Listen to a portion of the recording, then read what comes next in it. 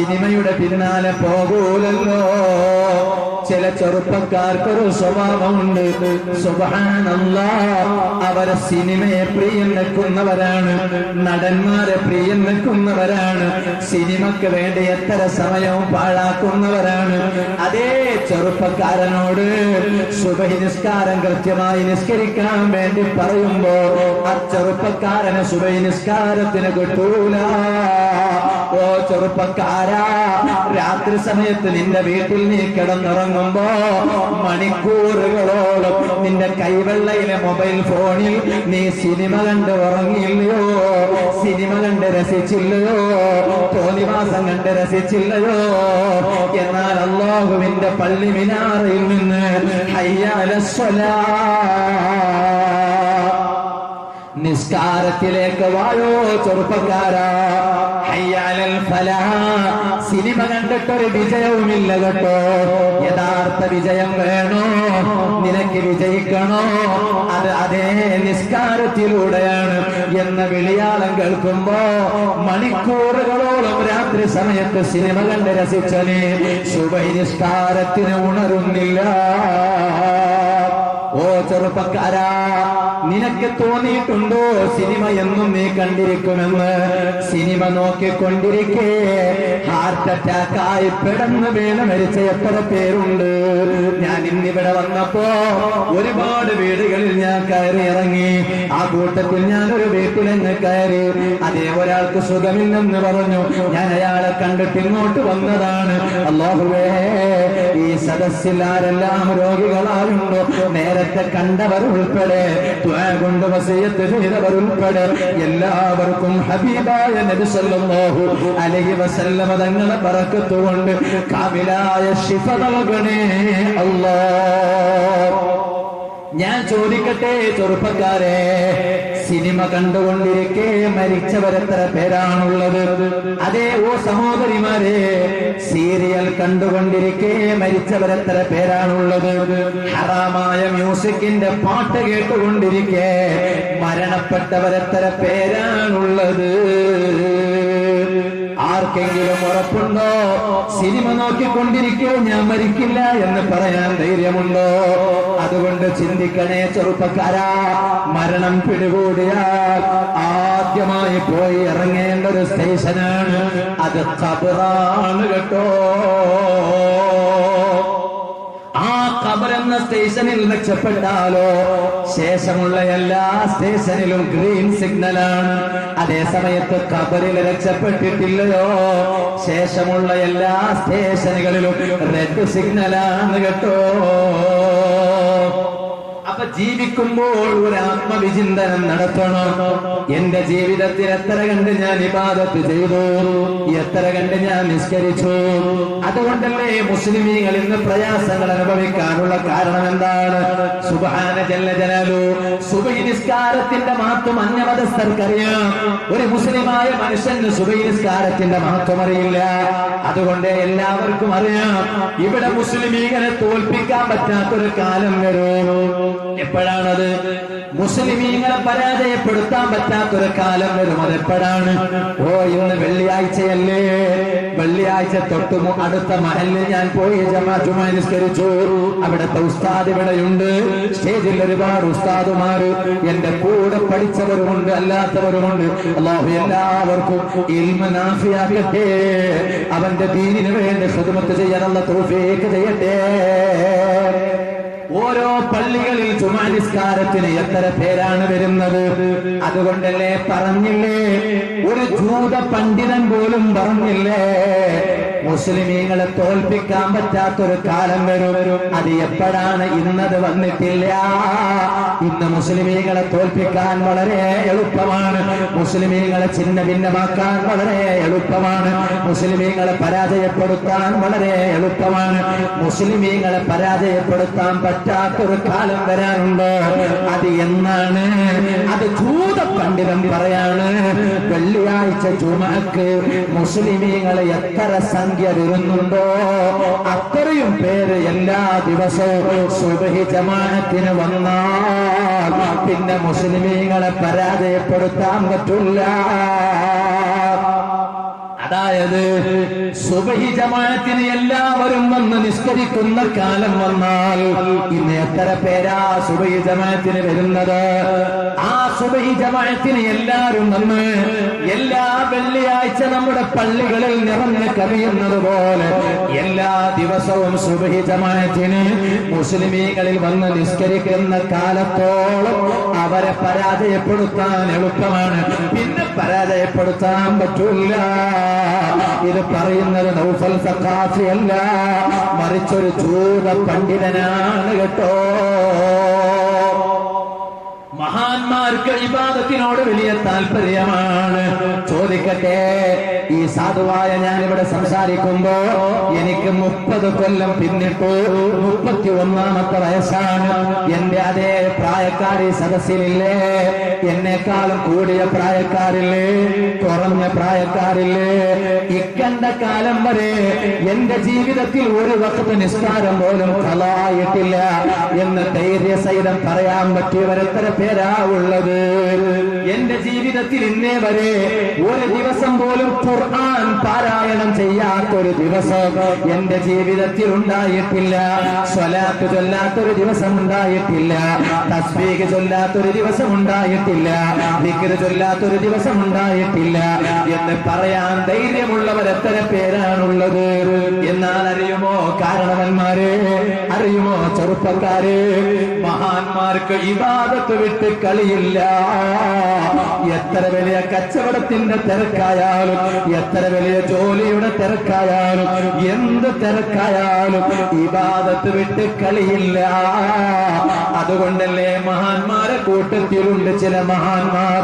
ആ മഹാന്മാർക്ക് ജീവിതകാലത്ത് മാത്രം നിസ്കരിച്ചിട്ട് പൂതി തീർന്നിട്ടില്ല. ജീവിതകാലത്ത് ഒരുപാട് നിസ്കരിച്ചു, പക്ഷേ ജീവിതകാലത്ത് നിസ്കരിച്ചിട്ട് പോലും അവരുടെ ആഗ്രഹം തീർന്നിട്ടില്ല. അതുകൊണ്ടല്ലേ ഒരുപാട് പേര് ഓ റബ്ബേ അല്ലാഹ് ഖബറിൽ കിടക്കുന്ന സമയത്ത് നിസ്കരിക്കാൻ ഭാഗ്യം തരണമെന്ന് ചോദിച്ച മഹാന്മാരില്ലേ? ഓ ചെറുപ്പക്കാരെ, നിങ്ങൾ മാതൃകയാക്കേണ്ടത് ഏതെങ്കിലും ഒരു സിനിമാ നടനെയല്ല. സുബ്ഹാന ജല്ല ജലാലുഹു. ഇപ്പൊ ചില ചെറുപ്പക്കാരുടെ തലയിലേക്ക് നോക്കിയാലോ എനിക്ക് ഈ സദസ്സ് കാണുമ്പോൾ വലിയ സന്തോഷം തോന്നുകയാണ്. കാരണം ഇനി ഞാൻ പറയാൻ പോകുന്ന കാര്യം ആ വിശേഷണമുള്ള ഒരു ചെറുപ്പക്കാരനെയും എന്റെ ഈ സദസ്സിൽ കാണുന്നില്ല. കാരണം ഇവിടെ നല്ല ജമാഅത്ത് കമ്മിറ്റിയാണുള്ളത്, നല്ല പള്ളി കമ്മിറ്റിയാണ് ഇവിടെ ഉള്ളത്. SSF ഇവിടെ സജീവമാണ്, SOS ഇവിടെ സജീവമാണ്. അല്ലാഹു അതിന്റെ തനിമ നിലനിർത്തി തരട്ടെ. സുബ്ഹാനല്ലാഹ്. ചില ചെറുപ്പക്കാരെ മുഖത്തന്നെ നോക്കിയാലോ അവന്റെ ഹെയർ കട്ടിങ്, യാ അല്ലാഹ്, എടാ ഇത് ആരുടെ സ്റ്റൈലാണെടാ എന്ന് ചോദിക്കുമ്പോ ഏതെങ്കിലും ഒരു സിനിമാ നടന്റെ പേര് പറയും. ഇന്നാലിന്ന സിനിമാ നടന്റെ സ്റ്റൈലാണെന്ന് പറയും. സുബ്ഹാന ജല്ല ജലാലുഹു. ഇപ്പൊ മുഖത്ത് താടി വെക്കാത്തവർ കുറവാണോ? ഒരു കാലത്ത് മുഖത്ത് താടി വെക്കണമെന്ന് വേല പറയേണ്ട ആവശ്യമുണ്ടായിരുന്നു. ഇന്ന് മുഖത്ത് താടി വെക്കണമെന്ന് പറയേണ്ട ആവശ്യമില്ല. ഓരോ ജമാഅത്തിന്റെ കീഴിൽ ഒരു സർവേ നടത്തിയാൽ താടിയുള്ളവരും ഇല്ലാത്തവരും നോക്കുമ്പോ താടിയുള്ളവരാ കൂടുതൽ. അതേ സമയത്ത് ഓ ചെറുപ്പക്കാരാ, നിന്നെ അങ്ങ് അടുത്തേക്ക് വിളിച്ചിട്ട് നീ എന്തിനാണടാ താടി വെച്ചിട്ടുള്ളതെന്ന് ചോദിക്കുമ്പോ നീ അവിടെ നിന്ന് പറയാറില്ലേ, ഞാൻ കണ്ട സിനിമയിൽ ഒരു ഹീറോ ഉണ്ട്, ആ ഹീറോന്റെ മുഖത്ത് താടിയുണ്ട്, അതേ ഷേപ്പിലാണ് ഞാൻ താടി വെച്ചിട്ടുള്ളത്. ആ സിനിമയുടെ നേതാവ് നിന്നെ കൈപിടിച്ച് സ്വർഗത്തിലേക്ക് ആനയിക്കുമോ? ഓ ചെറുപ്പക്കാരാ, നിന്റെ ഹെയർ സ്റ്റൈൽ എന്താടാ ഇങ്ങനെ? അത് സിനിമാ നടനെ ഫോളോ ചെയ്തതാണ്.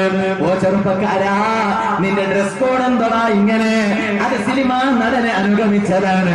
ഇന്നാലില്ലാഹ്, മുസ്ലിം സമുദായത്തിന് പറ്റിയ മുസീബത്തല്ലയോ? ഓ ചെറുപ്പക്കാരെ, നമുക്ക് പിന്തുടർന്ന് ജീവിക്കേണ്ട ഒരു നേതാവില്ലയോ? അനുഗമിച്ച് ജീവിക്കേണ്ട ഒരു നേതാവില്ലയോ? ആ നേതാവ് ആരാണ്? നൂഴിക്കി സാഗർ, നൂഴിക്കി ജൽവ, നൂഴിക്കി ജൽക ജാ മദീന തുझे സലാം, താജ്ദാരെ മദീന सरकारे आलम सैयदे कायनात जनाबे मोहम्मद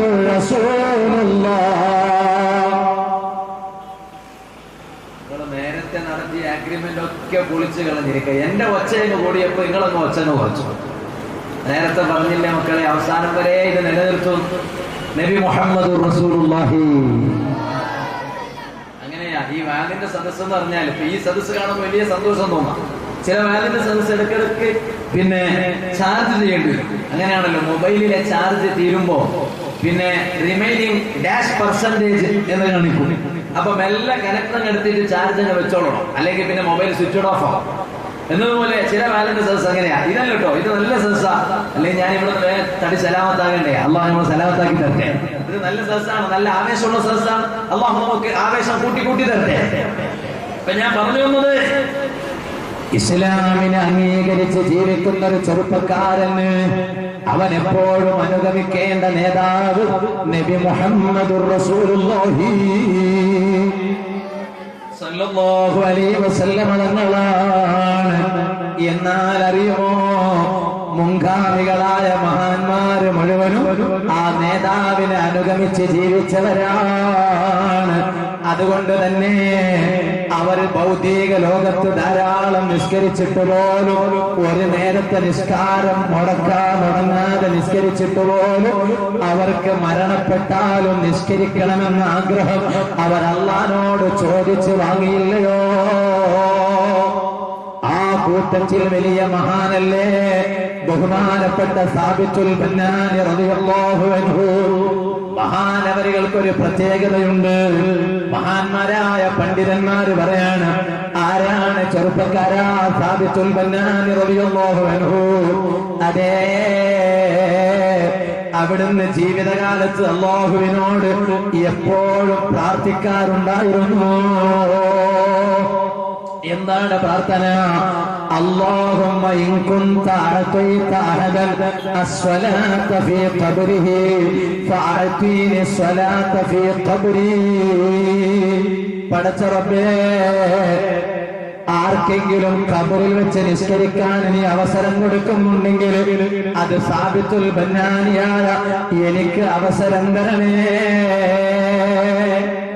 ജീവിതകാലത്ത് മുഴുവനും ഖബറിൽ വെച്ച് നിസ്കരിക്കാനുള്ള ഭാഗ്യം കിട്ടാൻ അല്ലാഹുവിനോട് പ്രാർത്ഥിക്കാറുണ്ടായിരുന്ന മഹാനാണ് ബഹുമാനപ്പെട്ട സാബിത്തുൽ ബന്നാനി റളിയല്ലാഹു അൻഹു.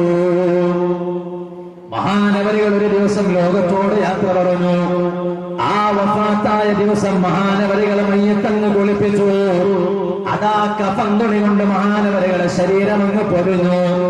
ആ മയ്യത്ത് നിസ്കാരം നടന്നു. ആ മയ്യത്ത് കൊണ്ടുപോയി ഖബറിൽ അങ്ങ് മറവ് ചെയ്തു. കൂട്ടുകാരങ്ങ് മടങ്ങി വരുന്ന സമയത്ത് ആ ഖബർ സ്ഥിതി ചെയ്യുന്ന ഭാഗത്തു നിന്നൊരു ശബ്ദം കേട്ടു. അതുവരെ ഇല്ലാത്ത ഒരു പ്രത്യേകമായ സൗണ്ടാണ്. ആ ശബ്ദം കേട്ടപ്പോ മറവ് ചെയ്യാനുള്ള കാർമ്മികത്വം വഹിച്ച മുഴുവൻ കൂട്ടുകാരും ഖബറിന്റെ അടുത്തേക്ക് മടങ്ങിപ്പോയി.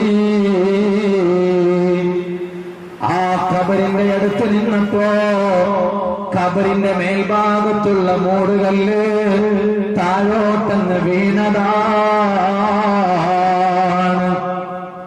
എന്തേ ഈ ഖബറിന്റെ മേൽഭാഗത്തുള്ള മൂടുകല്ല് അത് താഴോട്ടങ്ങ് വീഴാനുള്ള കാരണം എന്താണ്?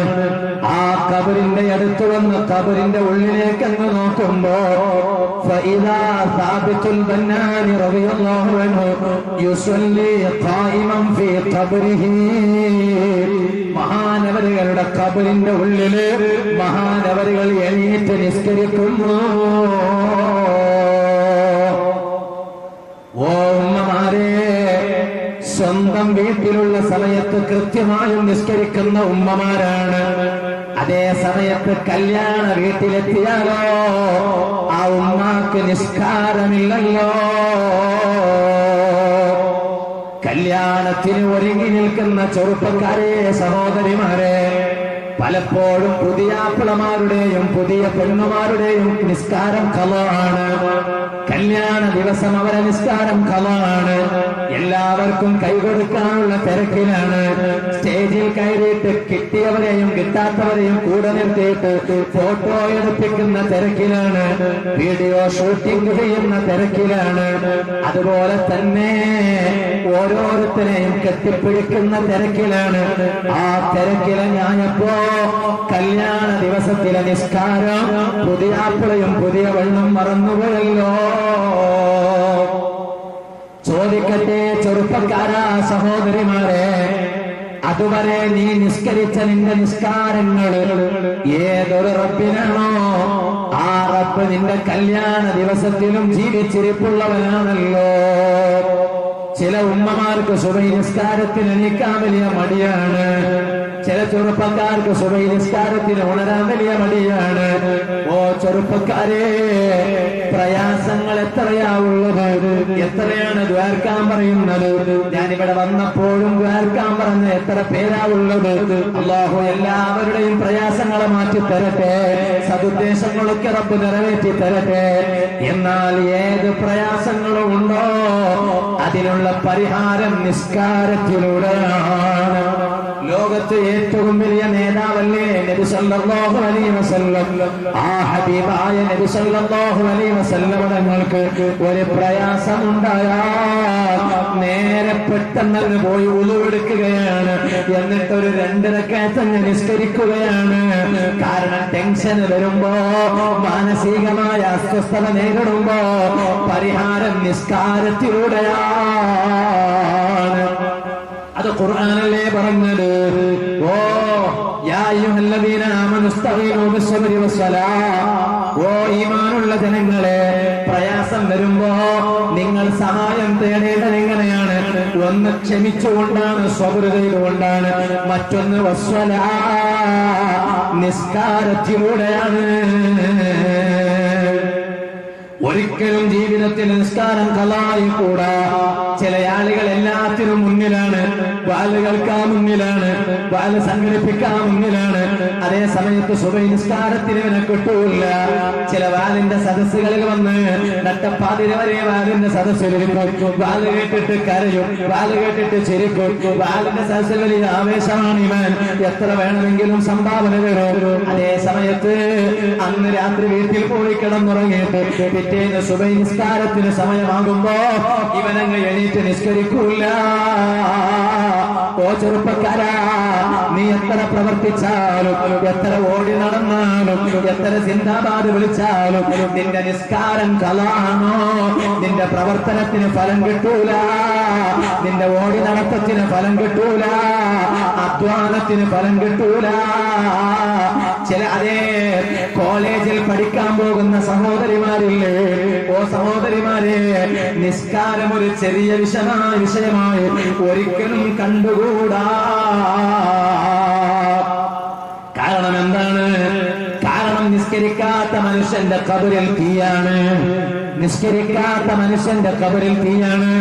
നിസ്കരിക്കാത്ത മനുഷ്യനല്ല, സമയത്തിനൊത്ത് നിസ്കരിക്കാതെ സമയം പിന്തിപ്പിച്ച് നിസ്കരിച്ചവനില്ലേ, ആ മനുഷ്യന്റെ ഖബറിൽ വരെ തീയാണ്. എത്ര സംഭവങ്ങളാണ് പറയാനുള്ളത്, 1 2 അറിയില്ലേ? മദീനയിൽ ഒരു പെണ്ണ് മരണപ്പെട്ടു. ബഹുമാനപ്പെട്ട ഇമാം സമർഖന്ദി റളിയല്ലാഹു അൻഹു അവിടുത്തെ തംബീഹുൽ ഗാഫിലീൻ എന്ന കിതാബിൽ ഞാൻ ഈ പറയാൻ പോകുന്ന ചരിത്രം രേഖപ്പെടുത്തിയിട്ടുണ്ട്. എന്റെ വാല് കേൾക്കുന്ന സഹോദരിമാരെ, ഈ സംഭവം നിങ്ങളെ മനസ്സിലങ്ങ് കുത്തിവെച്ചാൽ പിന്നെ ജീവിതത്തിൽ ഒരു നേരത്തെ നിസ്കാരം പോലും ഒരു കാരണം വെച്ചിട്ടും നിങ്ങൾ മുടക്കൂല. മദീനയിൽ ഒരു സഹോദരി മരണപ്പെട്ടു. മദീനയിൽ ഒരു പെണ്ണ് മരണപ്പെട്ടു. ആ മരണപ്പെട്ട പെണ്ണിന്റെ മയ്യത്ത് കുളിപ്പിച്ചു. എന്നിട്ട് ആ പെണ്ണിന്റെ ജനാസ മയ്യത്ത് കൊണ്ടുപോയി ഖബറിലങ്ങ് മറവ് ചെയ്തു. മറവ് ചെയ്തിട്ട് ആ പെണ്ണിന്റെ വീട്ടുകാരൊക്കെ മടങ്ങി വരികയാണ്. ആ കൂട്ടത്തിൽ ആ പെണ്ണിന്റെ സഹോദരൻ ഉണ്ടായിരുന്നു. ആ സഹോദരൻ വീട്ടിലെത്തിയപ്പോ ആ സഹോദരന്റെ മനസ്സിലൊരു ചിന്ത വന്നു.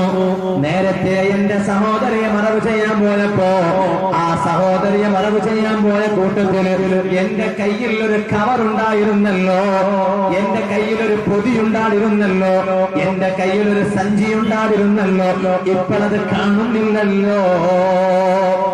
കുറെ അങ്ങ് ആലോചിച്ചപ്പോ പിടുത്തം കിട്ടി, അത് പെണ്ണ സഹോദരിയുടെ കബറിന്റെ ഉള്ളിൽ വീണുപോയതാണ്. സുബ്ഹാന ജല്ല ജലാലുഹു. അതാണെങ്കിൽ വളരെ വിലപ്പെട്ട ഒരു പൊടിയാണ്. ഈ ചെറുപ്പക്കാരൻ എന്ത് ചെയ്തു? ഒറ്റക്ക് ഖബർസ്ഥാനിൽ പോകാൻ പേടിയാണ്. എത്ര വലിയ ധൈര്യമാണെങ്കിലും ഒറ്റക്ക് ഖബർസ്ഥാനിൽ പോകാൻ വലിയ പേടിയാണ്. അപ്പോഴാണ് അയൽവാസിയായ ചെറുപ്പക്കാരനെ കൂടെ വിളിച്ചോട്ടു. പാടോ, എന്റെ കയ്യിലുള്ള പൊതി എന്റെ പെങ്ങളെ കബറിന്റെ ഉള്ളിൽ വീണ് കിടക്കാണ്, നമുക്കതൊന്ന് പോയിട്ട് എടുത്തുകൊണ്ടുവരാം. അയൽവാസിയായ ചെറുപ്പക്കാരനെയും കൂട്ടിയിട്ട് ചെറുപ്പക്കാരനങ്ങ് പോവാണ്. അതാ കബറിലങ്ങെത്തുന്നു. ആ കബറിന്റെ മേൽഭാഗത്തുള്ള മണ്ണങ്ങെടുത്തു, മൂടുകല്ലെടുക്കുന്നു. ആ മൂടുകല്ലങ്ങെടുത്തപ്പോ മൂടാൻ ഉപയോഗിച്ച മണ്ണില്ലയോ, ആ മണ്ണിന്റെ മേൽഭാഗത്ത് തന്നെ നഷ്ടപ്പെട്ട പൊതി കാണുകയാണ്. ആ പൊതി അങ്ങ് കയ്യിലെടുത്തു. എന്നിട്ട് ആ മൂടുകല്ലും കൂടി അവിടെ വെച്ചു. ആ ചെറുപ്പക്കാരങ്ങ് മടങ്ങി വരുമ്പോ ഈ മയ്യത്തിന്റെ സഹോദരനായ ചെറുപ്പക്കാരന്റെ മനസ്സിലൊരു ചിന്ത വന്നു. അതെന്താണ് ചിന്ത? അതേ, ഈ കബറിൽ കിടക്കുന്നത് എന്റെ സഹോദരിയല്ലേ? ആ സഹോദരിയുടെ കബറിലുള്ള കിടത്തം എങ്ങനെയാണ്? അവളുടെ കബർ ജീവിതം എങ്ങനെയാണ്? അവൾക്ക് അനുഗ്രഹം കിട്ടിയിട്ടുണ്ടോ? അതല്ല അദാബിന് വിധേയമായിട്ടുണ്ടോ?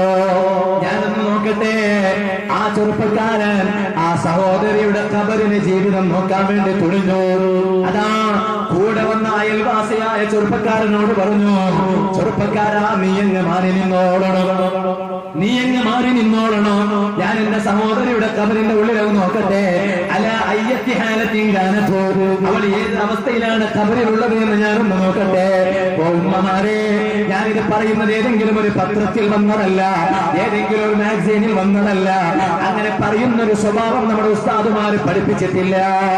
ലോക പ്രശസ്ത പണ്ഡിതനായ ഇമാം അബുൽ ലൈത്ത് സമർഖന്ദി റളിയല്ലാഹു അൻഹു മഹാനവരുടെ സ്വന്തം കിതാബാണ് തംബീഉൽ ഗാഫിലീൻ.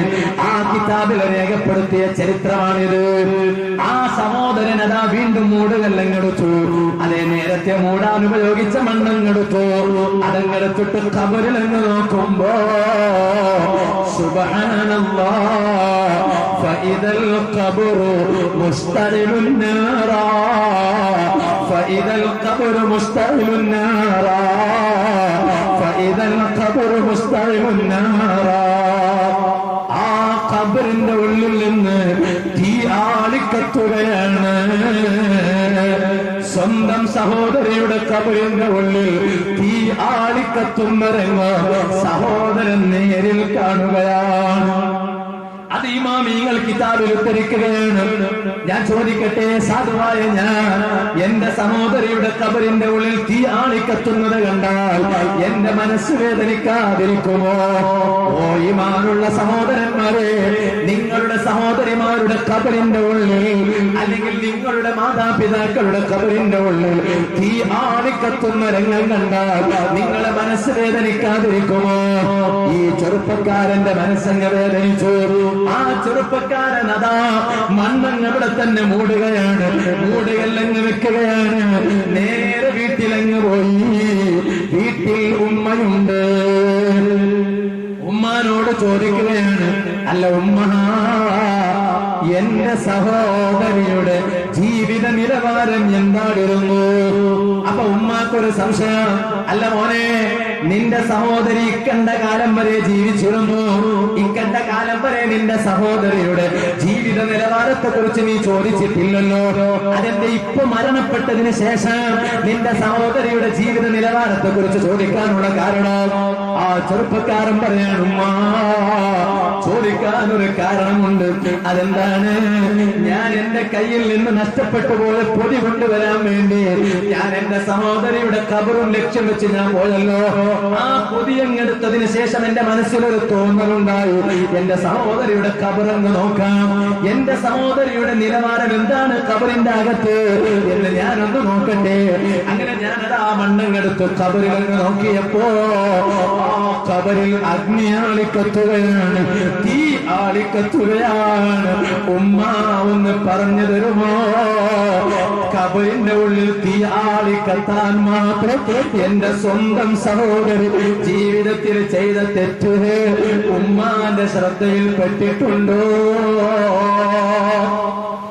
ആ സമയത്ത് ആ ചെറുപ്പക്കാരനോട് ഉമ്മ പറയാണ്, മോനെ അവൾ ഒരു ഹറാമും ചെയ്തവളല്ല, ഒരു തോന്നിവാസവും ചെയ്തവളല്ല, അവൾ വ്യഭിചാരം ചെയ്തവളല്ല, കളവ് പറഞ്ഞവളല്ല, അന്യപുരുഷന്റെ കൂടെ രസിച്ചവളല്ല, ഒരു തോന്നിവാസവും ചെയ്തവളല്ല. പക്ഷേ അവളുടെ ഇക്കണ്ട കാലഘട്ടത്തിലെ ജീവിതം വരെ ഞാൻ അവളെ ജീവിതത്തിൽ കണ്ട ഒരു തെറ്റുണ്ട്. ആ തെറ്റെന്താണെന്നറിയോ മോനെ? ഞാൻ ചിന്തിക്കുന്നത് ആ തെറ്റുകൊണ്ടാടിരിക്കും ആ നിന്റെ സഹോദരിയുടെ ഖബറിൽ തീ ആളിക്കത്താനുള്ള കാരണം. ഓ ഉമ്മ, ആ ചെറുപ്പക്കാരൻ ഉമ്മാനോട് ചോദിക്കാനുമ്മ, ആ തെറ്റെന്താണെന്ന് പറഞ്ഞു തരുമോ? ആ ഉമ്മ മകനോട് പറയാണ്, മോനെ നിന്റെ സഹോദരി ചെയ്ത തെറ്റ് മറ്റൊന്നുമല്ല, അവൾ നിസ്കരിക്കുന്നവളല്ല എന്നല്ല, അവൾ നിസ്കരിക്കുന്നവൾ തന്നെയാണ്. പക്ഷേ സമയത്തിന് യോജിച്ചുകൊണ്ട് നിസ്കരിക്കൂല. സുബ്ഹാന ജല്ല ജലാലുഹു. വെള്ളിയാഴ്ച പള്ളിയിൽ വന്ന് ഉസ്താദ് സംസാരിച്ചു കൊണ്ടിരിക്കുന്ന സമയത്ത് കയ്യും പൊക്കിയിട്ട് തോന്നിയിട്ട് 12 മണിക്ക് 12:30 മണിക്ക് വെള്ളിയാഴ്ചത്തെ സുബഹി നിസ്കാരം ഖളാഇയായി നിസ്കരിക്കുന്ന മുഅ്മിനീങ്ങളില്ലേ, പുരുഷന്മാരില്ലേ, ഓ ബാപ്പമാരെ, ഓ ചെറുപ്പക്കാരെ, ആ മദീനയിലെ പെണ്ണ് കിടന്നൊരു ഖബറ്, ആ ഖബറിൽ കിടക്കാൻ നമുക്ക് ഒരു ദിവസമില്ലയോ? ഞാൻ ഈ പറഞ്ഞ സംഭവം കള്ളക്കഥയല്ലോ. ഞാൻ പറഞ്ഞില്ലേ, അബുൽ ലൈസ് സമർഖന്ദി റളിയല്ലാഹു അൻഹു തംബീഹുൽ ഗാഫിലീൻ എന്ന കിതാബിൽ രേഖപ്പെടുത്തിയ സംഭവമാണ്. അതുകൊണ്ട് ജീവിതത്തിൽ ഒരു നേരത്തെ നിസ്കാരം പോലും ഒരിക്കലും മുടക്കിക്കൂടാ. മുഹറം മാസമായപ്പോ ഒരു ആത്മവിചിന്തനം ചെയ്യണോ, സ്വന്തം ഒരു വിചാരണ നടത്തണം. അതല്ലേ അഷ്റഫുൽ ഖൽഖ് മുഹമ്മദുർ റസൂലുള്ളാഹി സല്ലല്ലാഹു അലൈഹി വസല്ലം തങ്ങൾ പറഞ്ഞു എന്നും മഹാന്മാരായ പണ്ഡിതന്മാർ പറഞ്ഞിട്ടുണ്ട്, ഹാസിബു ഖബ്ല അൻ തുഹാസബു വസിനു അഅമാലകും ഖബ്ല അൻ തുസനു. നിങ്ങൾ വിചാരണ ചെയ്യുന്ന ഒരു ദിവസമുണ്ട്. ആ വിചാരണ ചെയ്യുന്ന ഒരു ദിവസം, ആ ദിവസം നിങ്ങൾ വിചാരണ ചെയ്യുന്നതിന് മുമ്പ് നിങ്ങളെ സ്വന്തം നിങ്ങൾ വിചാരണ ചെയ്യണം. വസിനു അഅമാലകും ഖബ്ല അൻ തുസനു. നിങ്ങളുടെ സൽക്കർമ്മങ്ങളെ മുഴുവനും തുലാസിൽ വെച്ച് തൂക്കപ്പെടുന്ന ഒരു ദിവസമുണ്ട്. അന്ന് റബ്ബാണ് അതൊക്കെ തൂക്കുക. അതൊക്കെ തൂക്കുന്നതിന് മുമ്പ് നിങ്ങൾ സ്വന്തം അമൽ, ഞാൻ എത്ര നിസ്കരിച്ചു, ഞാൻ എത്ര ഖുർആൻ ഓതി, നിങ്ങൾ സ്വന്തം വിചാരണ ചെയ്യണം. ആ വിചാരണ എന്ന ബോധമുള്ള ഒരു മനുഷ്യന് പോലും അവനിൽ നിന്ന് ഒന്നും പോലും അവനൊരു ലളിതമായി കാണൂല. അങ്ങനെയാണ് മഹാന്മാർക്കൊക്കെ വിചാരണ എന്ന് പറഞ്ഞ വലിയ വിഷയമാണ്. ബഹുമാനപ്പെട്ട റഈസുൽ മുഹഖഖീൻ കണ്ണിയത്ത് ഉസ്താദ് അല്ലാഹു അക്ബർ തറജ വർദ്ധിപ്പിക്കുമാറാകട്ടെ. കണ്ണിയത്ത് ഉസ്താദ് വലിയ മഹാനാണ്, വലിയ മഹാനാണ് കണ്ണിയത്ത് ഉസ്താദ്. ബഹുമാനപ്പെട്ട താജുൽ ഉലമ ഉള്ളാടത്തെ തങ്ങളപ്പ അല്ലാഹു അക്ബർ തറജ വർദ്ധിപ്പിക്കട്ടെ. താജുൽ ഉലമ തങ്ങളവരുടെ ഉസ്താദാണ് ബഹുമാനപ്പെട്ട കണ്ണിയത്ത് ഉസ്താദ്. ആ കണ്ണിയത്ത് ഉസ്താദിന്റെ ജീവിത ചരിത്രത്തിൽ നമ്മുടെ ഉസ്താദുമാരൊക്കെ പറയുന്നത് കാണാം, എത്രമാത്രം വിചാരണം എന്നതിനെ അവർ ഗൗരവത്തിലെടുത്തിരുന്നു എന്ന് നമുക്ക് മനസ്സിലാക്കാൻ കഴിയും. ബഹുമാനപ്പെട്ട കണ്ണിയത്ത് ഉസ്താദ് സേവനം ചെയ്യുന്ന പള്ളിയില് മഹാനവരികൾ ഹൗലിന്റെ അടുത്ത് വന്ന് ഉദു എടുക്കുന്ന സമയത്ത് മഹാനവരികളെ കീശ ഒരു 50 പൈസ ഹൗലിൽ എന്ന് വീടുപോയി. ഹൗൽ എന്ന് പറഞ്ഞ മനസ്സിലായ, ഹൗൽ എന്ന് പറഞ്ഞ തിരിഞ്ഞോ? ഒന്നും തിരിഞ്ഞില്ല, ഗൊത്താണ്ട. ഇപ്പൊ എന്റെ ഭാഷയിൽ പറയേണ്ടി വരും. ഹൗല് മനസ്സിലായോ? മനസ്സിലായി. അതൊക്കെ ഇവിടെ തന്നെയല്ലേ പറയാ? ശരിയാ, കാരണം അത് അറബി ആയതുകൊണ്ട് ഏകദേശം അറബി എല്ലായിടത്തും ഒരേപോലെയാ. അപ്പൊ ഹൗല്, അങ്ങനെ കണ്ണിയത്ത് ഉസ്താദിന്റെ കീശയിൽ നിന്ന് ഒരു 50 പൈസ ഹൗലങ്ങ് വീണു. ഹൗലങ്ങ് വീണപ്പോ ബഹുമാനപ്പെട്ട റഈസുൽ മുഹഖഖീൻ കണ്ണിയത്ത് ഉസ്താദ് ഒരുപാട് ശ്രമിച്ചു ആ വീണ 50 പൈസ എടുക്കാൻ വേണ്ടിയിട്ട്. അതേ സമയത്ത് എന്റെ കീശയിൽ നിന്നോ നിങ്ങളുടെ കീശയിൽ നിന്നോ ഒരു 50 പൈസ വീണാലോ, ഒരു 50 പൈസ കൂടെ കിടക്കട്ടെ എന്ന് പറഞ്ഞിട്ട് ഒരു 50 പൈസ കൂടി അങ്ങോട്ട് ഇട്ട് കൊടുക്കുന്നല്ലാതെ ആ 50 പൈസ എടുക്കാൻ വേണ്ടി ആരും ശ്രമിക്കാറില്ല. പോയതൊരു 50 പൈസ, 2000ന്റെ പുതിയ നോട്ടുള്ള കാല, എന്തിനാ ഈ 50 പൈസത്തിന്റെ ഒരു വില എന്ന് പറഞ്ഞിട്ട് നമ്മളതങ്ങ് വിട്ടിച്ചു പോകും അല്ലെ? അങ്ങനല്ലേ? അതേ സമയത്ത് ബഹുമാനപ്പെട്ട കണ്ണിയത്ത് ഉസ്താദിന്റെ കീശയിൽ നിന്ന് ഒരു 50 പൈസ ഹൗദിനങ്ങ് വീണപ്പോ സ്വന്തം ഹൗദിൽ നിന്ന് 50 പൈസ എടുക്കാൻ വേണ്ടിട്ട് കുറെ ശ്രമിച്ചു, പക്ഷെ കഴിഞ്ഞില്ല. അങ്ങനെ തൊട്ടടുത്തൊരു ചെറുപ്പക്കാരുണ്ടായിരുന്നു. ആ ചെറുപ്പക്കാരൻ അടുത്തേക്ക് വിളിച്ചോട് വാഴ, എന്റെ കീശ ഒരു 50 പൈസ അങ്ങ് വീണിട്ടുണ്ട്, നീ അതൊന്ന് എടുത്തേക്ക് വിളിച്ചു. ഈ ചെറുപ്പക്കാരൻ ആ ഹൗദിലങ്ങ് എറിഞ്ഞ് 50 പൈസ അങ്ങ് എടുത്തു, കണ്ണിയത്ത് ഉസ്താദിന്റെ കയ്യിലും കൊടുത്തു. കണ്ണിയത്ത് ഉസ്താദിന്റെ കയ്യിലും കൊടുത്തപ്പോ കണ്ണിയത്ത് ഉസ്താദ് കീശയിൽ നിന്ന് 2 രൂപ എടുത്ത് തിരിച്ചക്കാരുടെ കയ്യിലും കൊടുത്തു. 50 പൈസ എടുത്തു കൊടുത്തപ്പോ കീശയിൽ നിന്ന് വേറൊരു 2 രൂപ എടുത്തിട്ട് ഇച്ചക്കാരുടെ കയ്യിലും കൊടുത്തു. അപ്പൊ ഈ സംഭവം നടക്കുന്ന സ്ഥലത്ത് ഒരുപാട് ആളുകളുണ്ട്. അവരൊക്കെ കണ്ണിയത്ത് ഉസ്താദിനെ ചോദിച്ചു, അല്ല ഉസ്താദേ, ഈ മനുഷ്യൻ 50 പൈസ എടുത്ത് തന്നപ്പോ നിങ്ങൾ എന്തിനാ 2 രൂപ കൊടുത്തത്? 50 പൈസ അവിടെ തന്നെ കിടന്നാൽ കുഴപ്പമില്ലല്ലോ, നിങ്ങൾക്കിപ്പോ നഷ്ടപ്പെട്ടത് 1.5 രൂപ എക്സ്ട്രാ. നേരത്തെ പോയത് ഒരു 50 പൈസ, അതങ്ങൾ പോയാൽ തിരക്കില്ലായിരുന്നല്ലോ. റഈസുൽ മുഹഖഖീന കണ്ണിയത്ത് ഉസ്താദ് കൊടുത്ത മറുപടി, ഉസ്താദ് പറഞ്ഞു, മക്കളെ എനിക്ക് പൈസ ഇല്ലാഞ്ഞിട്ടല്ല, കണ്ണിയത്ത് ഉസ്താദ് ആലിമുമാണ്, വലിയ പണക്കാരനുമാണ്. അതുകൊണ്ട് തന്നെയാണ് ദീനിന്റെ മസാല ഏത് ആചാര മുന്നിലും പറയുന്നതിൽ ഒരു പേടിയുമില്ലാത്ത പണ്ഡിതനാണ്. കാരണം ഒരു ആചാർക്ക് വന്നിട്ട് ആചാര് വന്നിട്ട് പള്ളിക്ക മൊയ്ലാരോട് എന്റെ കയ്യിൽ പണമുണ്ടെന്ന പവർ പറയാൻ കണ്ണിയത്ത് ഉസ്താദിനോട് പറ്റൂല. കണ്ണിയത്ത് ഉസ്താദിന് ശമ്പളം കിട്ടുന്നത് പേടിക്കേണ്ട ആവശ്യമില്ല. കാരണം ആചാർക്ക് വേണമെങ്കിൽ അങ്ങോട്ട് പൈസ കടം കൊടുക്കൂ. അത്രയും വലിയ സമ്പത്ത് കണ്ണിയത്ത് ഉസ്താദിനുള്ള കൊടുത്തിരുന്നു. അത്രയും വലിയ പണക്കാരനുമാണ്, പണ്ഡിതനുമാണ് ബഹുമാനപ്പെട്ട റഈസുൽ മുഹഖഖീൻ കണ്ണിയത്ത് ഉസ്താദ്. അവിടുന്ന് പറഞ്ഞു, എന്റെ കീസയിൽ നിന്ന് 1 രൂപയും 50 പൈസയും എക്സ്ട്രാ ഞങ്ങൾ പോയി എന്നത് ശരിയാണ്. പക്ഷേ ഞാൻ 50 പൈസക്ക് വേണ്ടി 1.5 രൂപ എക്സ്ട്രാ ഞങ്ങൾ ചെലവഴിക്കാൻ കാരണം എന്താണെന്നറിയോ? നാളെ യജമാനനായ റബ്ബിന്റെ കോടതിയിലെത്തിയപ്പോ ഈ കണ്ണിയത്ത് മൊയ്ലിയാര് റബ്ബ് വിചാരണം ചെയ്യുമ്പോ അള്ളാന്റെ കോടതിയിൽ നടക്കുന്ന വിചാരണത്തിന്റെ കൂട്ടത്തിലൊരു വിചാരണയല്ലേ. നിന്റെ സമ്പത്ത് നീ എവിടെ നിന്നുണ്ടാക്കിയതാണ്? നിന്റെ സമ്പത്ത് നീ ഏത് വഴിയിൽ ചെലവഴിച്ചവനാണ്? ആ കൂട്ടത്തിലെ റബ്ബ് എന്നോട് ചോദിക്കില്ലേ, അല്ല അല്ല, നിങ്ങളെ കീശയിൽ നിന്നൊരു 50 പൈസ ഹൗലിൽ വീണിട്ടുണ്ടല്ലോ, ആ 50 പൈസ നിങ്ങൾ എന്തിനു വേണ്ടി ചെലവഴിച്ചു എന്ന് നാളെ യജമാനനായ റബ്ബിന്റെ കോടതിയിൽ അള്ള എന്നോട് ചോദിക്കുമ്പോ എനിക്ക് മറുപടി പറയാനുണ്ടാകുമോ? കണ്ടില്ലേ, ഒരു 50 പൈസയുടെ വിചാരണ പോലും കണ്ണിയത്ത് ഉസ്താദിനെ പേടിച്ചു. അതുകൊണ്ട് സ്വന്തം ആത്മവിചിന്തനം നടത്തണോ? സുബ്ഹാനല്ലാഹ്, ഇപ്പോഴത്തെ ചില സ്ത്രീകളെ നിലവാരം എന്താണ്? ഇപ്പോഴൊക്കെ കൈവെള്ളയിലെ മൊബൈൽ ഫോണിന്റെ കാലമാണ്. ഞാൻ ഒരു കാര്യം വളരെ ഗൗരവത്തോടെ ഈമാനുള്ള സഹോദരിമാരോട് പറയട്ടെ, ഈമാന് വലുതാണ്. തലയിൽ തട്ടമിട്ടത് കൊണ്ട് മാത്രം കാര്യമില്ല, പർദ്ദയണിഞ്ഞത് കൊണ്ട് മാത്രം കാര്യമില്ല. ഈമാന് വലുതാണ് കേട്ടോ, ഈമാൻ വലുതാണ്. അതുകൊണ്ടല്ലേ ആ ഈമാനുള്ള മുഅ്മിനായ മനുഷ്യന് അള്ളാന്റെ അരികിൽ വലിയ പവറാണ്, അതൊരു ചെറിയ പവറല്ല.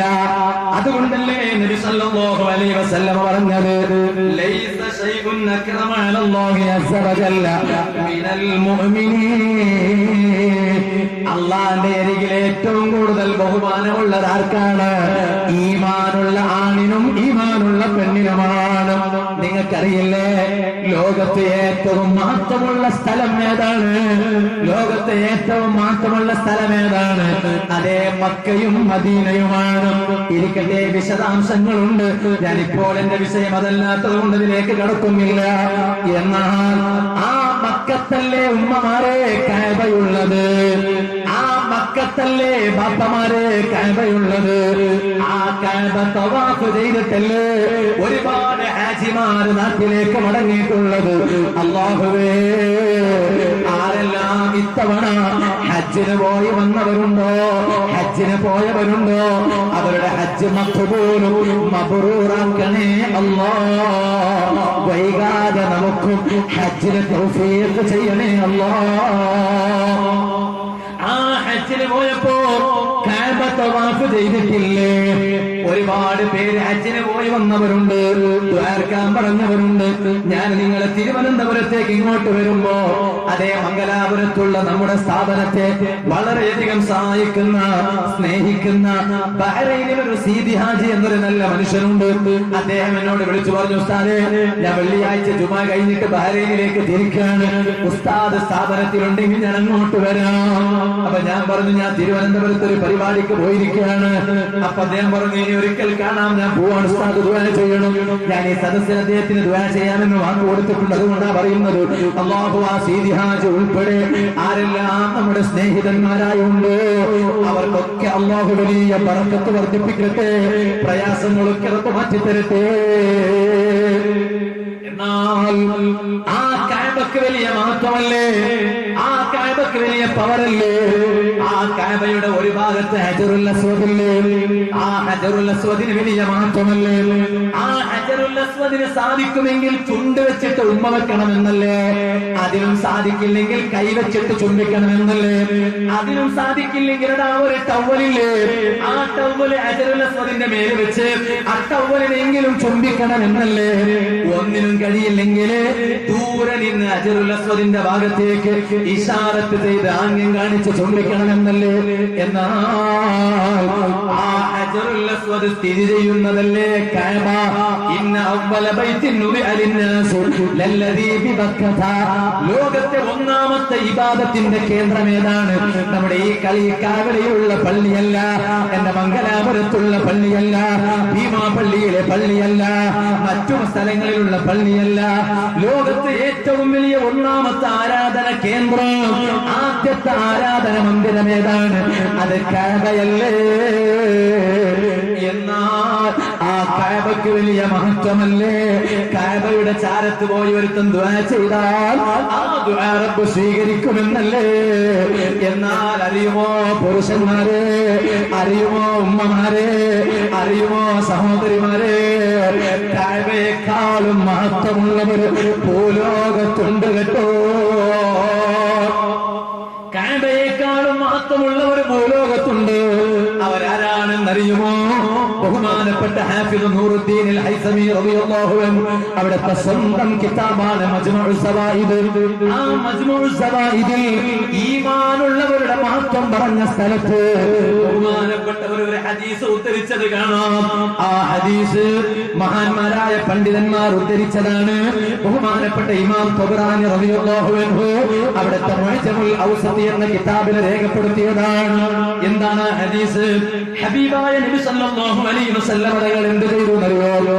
അന്നഹു നളറ ഇലൽ കഅബതി. ഒരു ദിവസം കഅബയുടെ അടുത്ത് പോയി. ആ കഅബയുടെ അടുത്ത് നിന്ന് നബി സല്ലല്ലാഹു അലൈഹി വസല്ലം തങ്ങൾ കഅബയിലേക്ക് അങ്ങ് നോക്കി.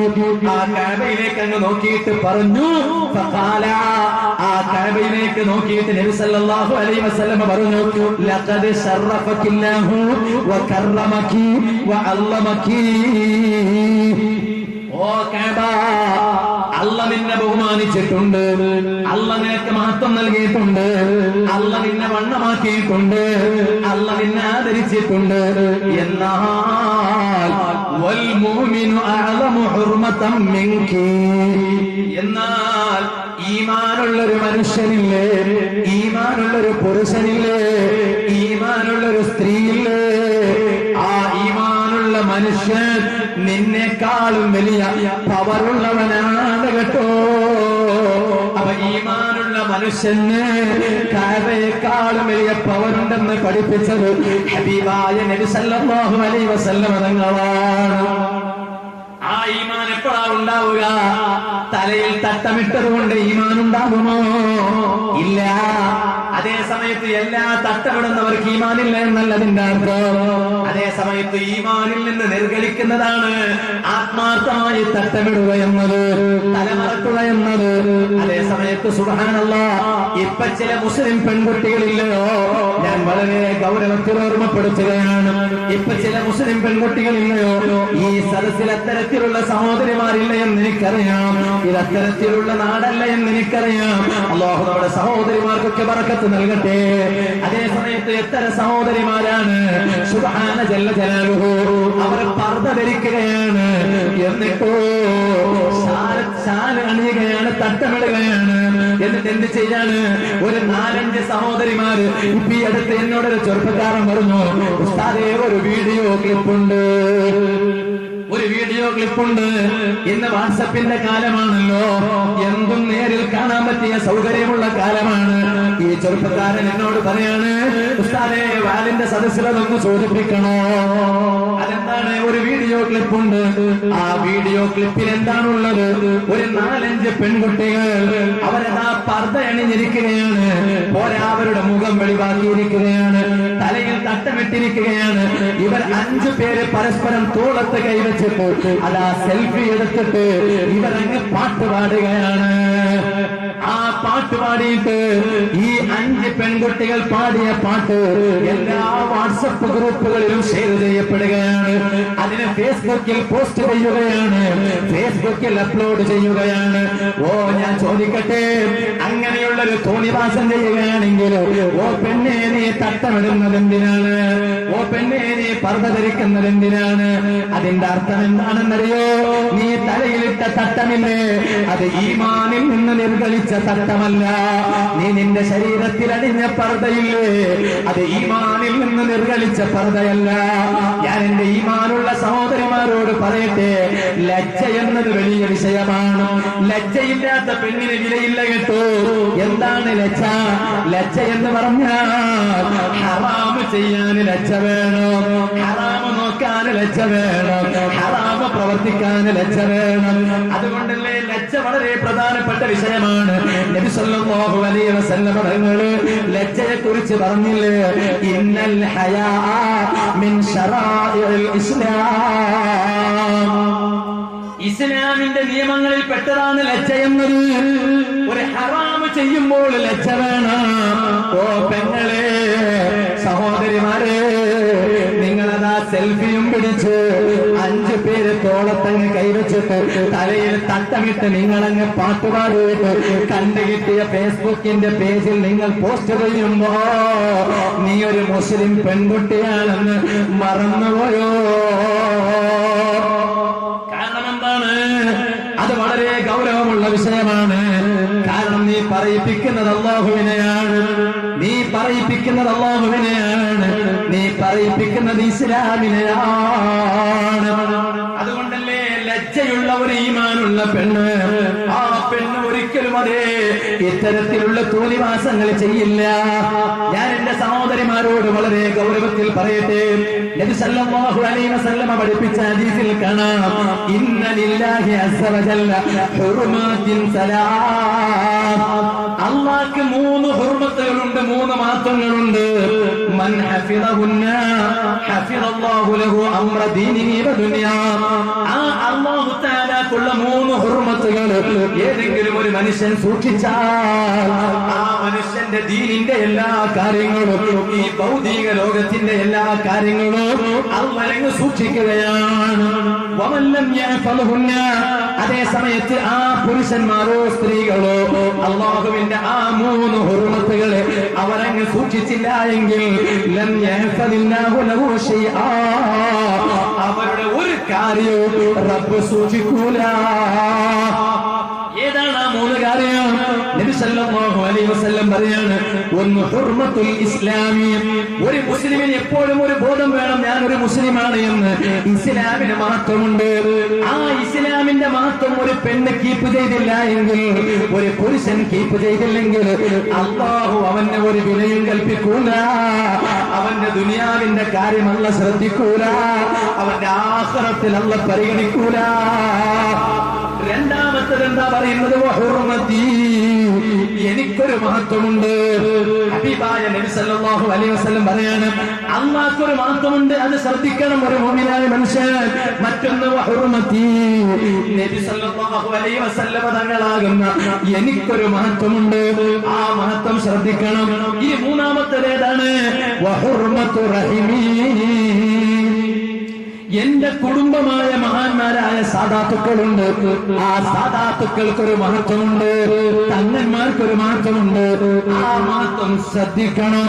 ഈ മൂന്ന് മഹത്വം ശ്രദ്ധിച്ചില്ല എങ്കിൽ ഒരിക്കലും അല്ലാഹ് അവനെ ശ്രദ്ധിക്കൂല, അവന്റെ ദുനിയാവിന്റെ കാര്യമുള്ള കണക്ക് വെക്കൂല, പരലോകത്ത് അല്ലാഹ് അവനെ പരിഗണിക്കൂല.